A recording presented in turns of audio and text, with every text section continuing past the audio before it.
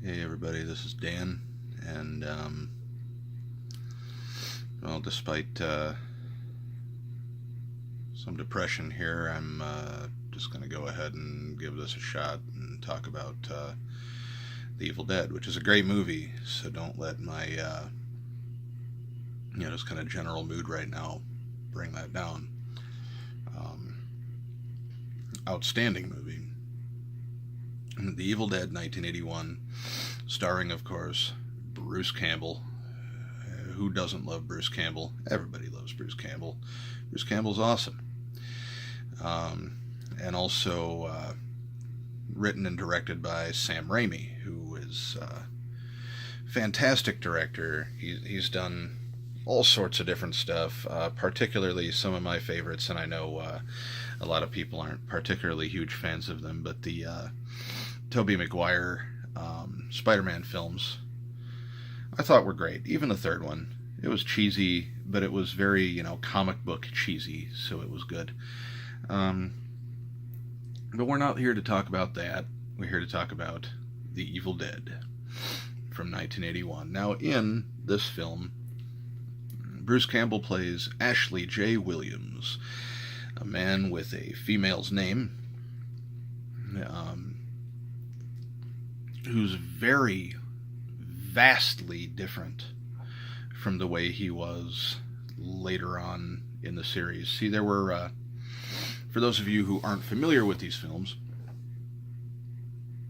there were three actual films: Evil Dead, Evil Dead 2, Dead by Dawn, and Army of Darkness, or Bruce Campbell versus Army of Darkness, whichever way you look at it. But then there was also a television series that lasted for 3 seasons on Showtime called Ash versus the Evil Dead.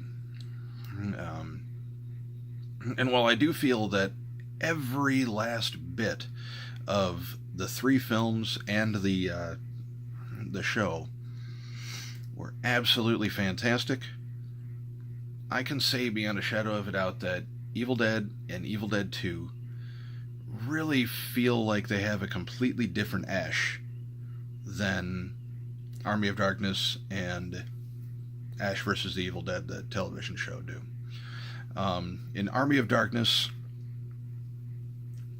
he was really like, just about the lamest ladies' man that you can possibly imagine. Give me some sugar, baby. Like, I mean, that was just really ridiculous. Um, and in Ash vs. the Evil Dead, the TV show, they really kind of turned him into just an absolute bumbling buffoon. And I don't understand. I mean, I guess by the time the show starts, I can understand why he would be like that after 30 years have passed. But for the films, it just really, as much as I love Army of Darkness,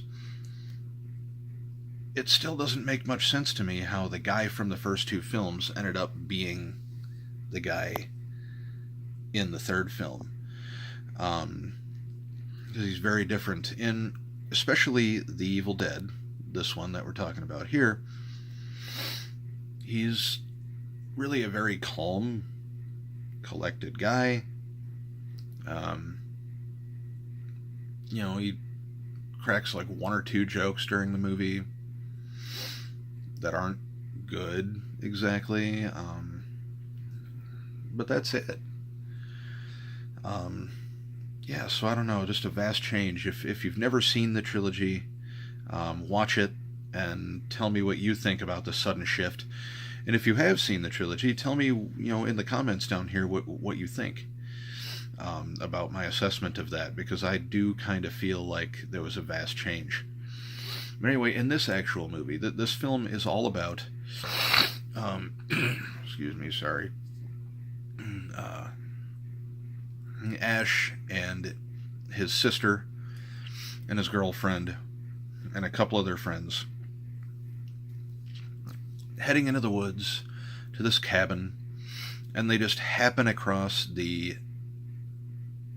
in the first one, it's called the Naturam de Monto, the Book of the Dead. It's not called the Necronomicon Ex Mortis until the sequels. But the original book in the series is the Naturam Damanto. Now, of course, they're kind of looking through it. It's bound in human flesh and inked in human blood. And it's all about, sacrifices to bizarre deities in the woods and various things like that, and how to bring them forth and have them, possess people. And, of course, Dr. Nobi, whose cabin it is, had recorded himself reading from the book. They play the reel-to-reel recorder that has this on it, and it awakens an evil in the woods. Now, one thing that I do think is, actually kind of neat about this is that it never, throughout the entire series, actually shows what this evil is, but there's definitely some kind of physical presence that chases people through the woods, and, the camera moves and follows them and everything like that, and they're looking back, screaming and everything, but it never shows it. It never shows it. It just possesses people, turns them into dead demons that are, dead corpses that are possessed by demons, and, sorry about the shaky camera, and that these beings are called Deadites throughout the series, which I guess is a decent enough way to describe them. Well, it starts by getting Ash's sister, and they have to lock her up in the cellar, which is just a creepy place throughout the entire series. And so they lock her up in there, but not before she manages to, stab another gal in the ankle with a... I'm losing my train of thought here. Sorry. She manages to stab another girl in the ankle with a pencil. This, of course, causes, the evil to spread into her, and just so on and so forth. There's tree rape. A girl gets, pulled out by, the trees and gets, spread out, and, trees upper and all that stuff, which is interesting. Just all sorts of really disturbing things. There's a great scene towards the end where, he has realized now at this point that the only way to, eliminate these beings is by just dismembering them completely.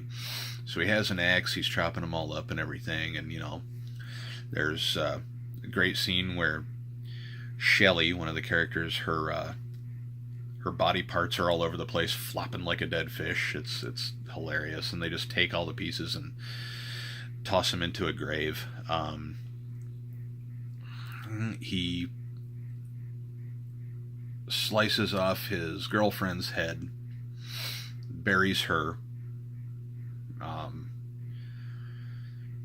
There's that great, trope where he puts the, homemade cross down into the ground and lightning strikes even though there's not a storm brewing. See, she does return in the second one and, just dances around without a head. It's something else. It used to give me nightmares as a kid. This was one of the first films that ever gave me nightmares. Well, the second film, I should say, in the series is one of the first films that ever gave me nightmares. And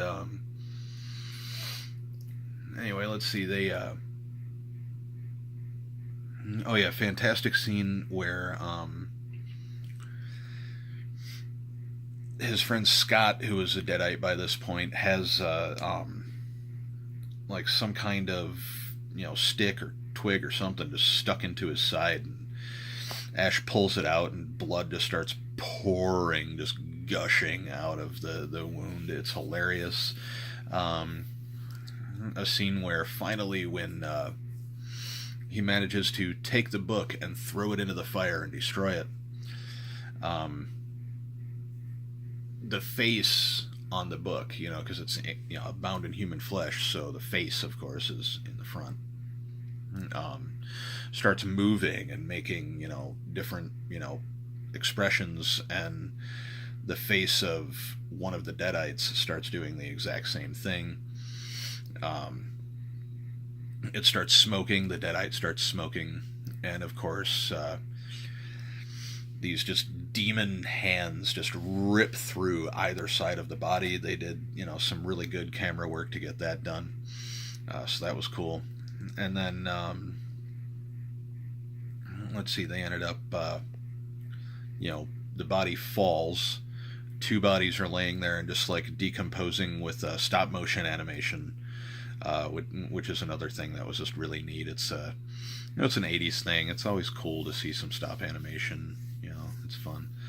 But yeah, so Ash Williams, our intrepid hero, is really very, calm, collected throughout most of the things, surprisingly. There's one point where it kind of seems like he's going to lose it, but then he, composes himself. He tries to compose everybody else throughout the whole film, too. And, he ends up just, I don't know, turning into something different in later installments. So it's really weird. Also, it's important to note that in the first couple of films, Ash's arch nemesis is apparently bookshelves, because despite this obviously light as a feather bookshelf falling on him, he just can't seem to shake it off and push it off and get back up. So that was interesting. I'm trying to think if there's any other key points to the film that I'm really kind of forgetting, but I think I've hit most of it. Deadites, Book of the Dead, fire destroys it. Yeah, that's pretty much it. As the sun rises, he heads out of the cabin to try to find a way out, because the bridge is out, so he can't drive his car out. And the car is a Delta 88 that appears in pretty much every single thing that Raimi has ever made. Look closely in every film that he's done. And but he goes out, and all of a sudden, this evil presence just starts in the backyard and just rips through the cabin and flies right at him. He screams, and then credits roll. I think it really is one of the best 80s horror films that was ever made. Anybody who is a fan of horror has likely seen this film and loves it. If you guys have any thoughts, leave comments below. Like, subscribe, and hit the bell thing. And that's all I got for you today. And hey, if anybody happens to, experience crippling depression at any point, there are people out there who can help. All right, so don't do anything, rash. All right, I will see you guys tomorrow for the Evil Dead 2013, the remake. All right, see ya.